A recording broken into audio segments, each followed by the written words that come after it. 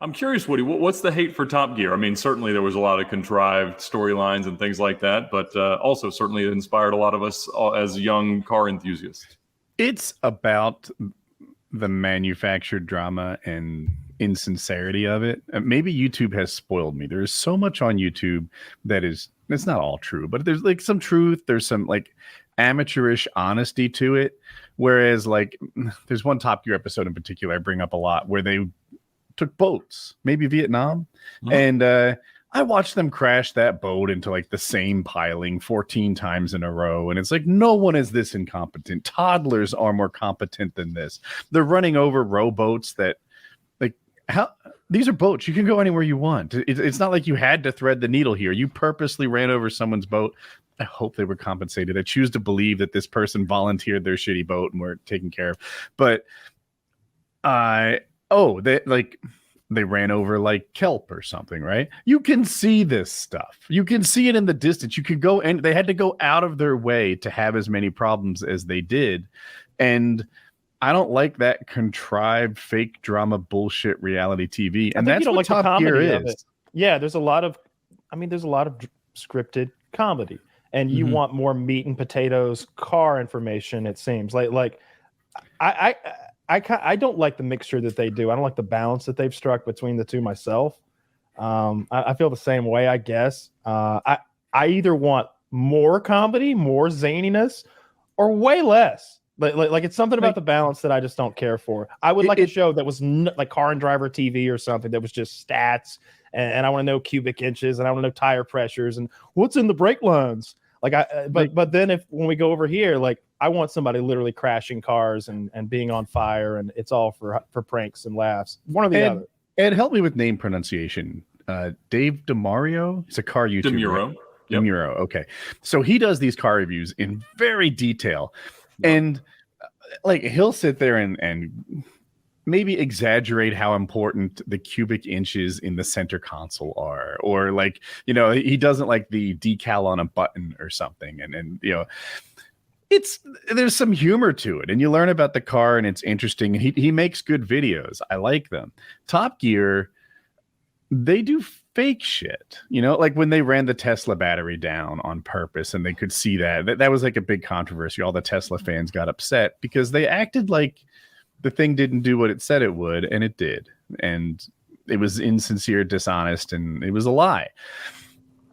So much of that show feels like a lie. And I want to see what it's like to have these things that I don't get exposed to. Like, oh my God, that's an F40? What is it like to drive an F40? I want their opinion. I respect them as car guys. They're light years ahead of where I'll ever be. And I want them to tell me what it's like. Like, man, this back end twists out all the time. Like the oversteers makes this really challenging to drive, even for somebody like me. Like, I would enjoy that. But for them to purposely stop on the gas and make it slide around, I don't enjoy that.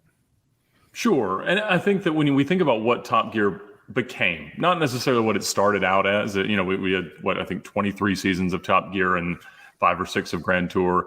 They became the show that a car guy could make his girlfriend watch. And it was different than a Doug DeMuro quirks and features presentation of what a car is, because it was entertaining to people who might not care about cars. If you went just for rote knowledge, statistics, and everything else, in early Top Gear, you saw that. We, really big focus on like, my connection might be getting a little iffy. Sorry. I think you're back. You're back. Yep. Cool. We saw the power lap boards and, the cool wall and all the things that were very, very subjective and objective to really show us what the cars were relative to each other. And that was wonderful, but nobody that didn't already love cars cared. And I think when you think about the 11 Top Gear specials, and what you're talking about is a Grand Tour special, the Vietnam boats, then those were deliberately supposed to be larger than life, right? And they still need to have reasonable continuity. They need to be coherent storylines. They need to seem real. But, so we had a sponsor approach us 2.5 years ago and essentially said, we want to do some higher production value YouTube content, and we don't really care what it is. And so if you tell me that I can do whatever I want, what I want to do is a Top Gear cheap car challenge, because having watched them, whether they're real or not, it looks like the most fun you could possibly have.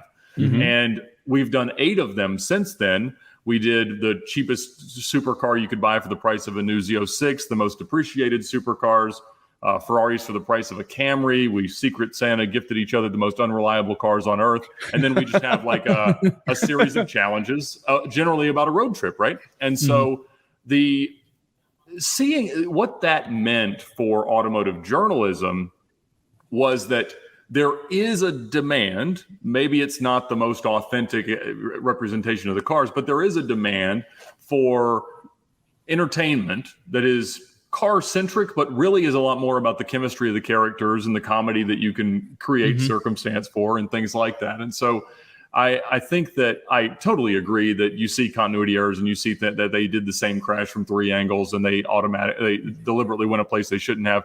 That stinks. But at the same time, having done it and trying to capture it, the cars blow up at the wrong times, always. And, you're trying to redo a scene to get a better angle and you crash into a tree.